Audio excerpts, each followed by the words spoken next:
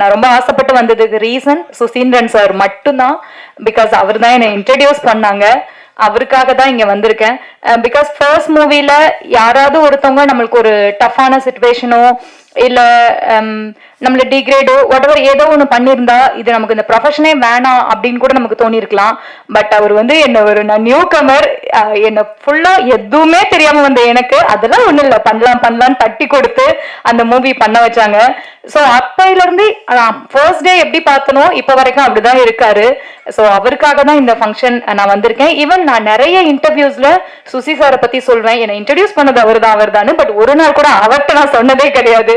But அதெல்லாம் அவர் நினைச்சு அதெல்லாம் அவர் என்கிட்ட கேட்டது கூட கிடையாது. நீ எனக்கு அதை தேங்க் பண்ணிருக்கியா லைக் அந்த மாதிரி கூட கேட்டதே இல்லை.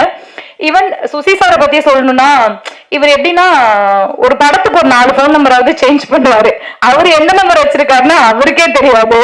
ஒரு நாள் இருக்கும் ஒரு அன்னோன் நம்பர்ல இருந்து எனக்கு ஒரு ரீசெண்டா ஒரு 6 months பேக் இருக்கும்னு நினைக்கிறேன், ஒரு அன்னோன் நம்பர்ல இருந்து ஒரு ஃபோன், எப்படி இருக்க எனக்கு தெரியுதா அப்படி கேட்டாரு. ஹலோ எப்படி இருக்க அப்படின்னு நான் சொன்னேன், எனக்கு தெரியல வைங்க அப்படின்னு. ஏன் வாய்ஸ் தெரியலையா அப்படின்னு. எனக்கு வாய்ஸ் எல்லாம் தெரியலன்னு தெரிஞ்சுக்க வேணாம் அவசியம் இல்லை, நீங்க போன வைங்க அப்படின்னு. ஏமா நான் தான் சுசி பேசுறேன் அப்படின்னாரு. சோ எனக்கு ஐயோ சாரி சார் என்ன மன்னிச்சிடுங்க தெரியாம சொல்லிட்டேன் அப்படின்னு. பட் அது கூட அவர் கோச்சுக்கிட்டதே இல்லை. ஸோ எப்போ பார்த்தாலுமே ஃபர்ஸ்ட் டைம் எப்படி வெல்கம் பண்ணாரோ அதே மாதிரி தான் இன்ன வரைக்குமே எனக்கு வெல்கம் பண்றாரு.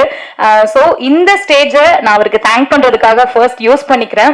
எங்கேயுமே சொல்லாத தேங்க்ஸ் அவருக்கு நான் இங்க சொல்லிக்கிறேன். Thank you so much Suchi sir. உங்களால தான் நீங்க என்ன கரெக்டா கொண்டு வந்ததுனால தான் நான் இந்த இடத்துல நிக்கிறேன் அப்படின்னு எனக்கு தோணுது. So thank you so much sir. அடுத்து இந்த film 2K Kid love story.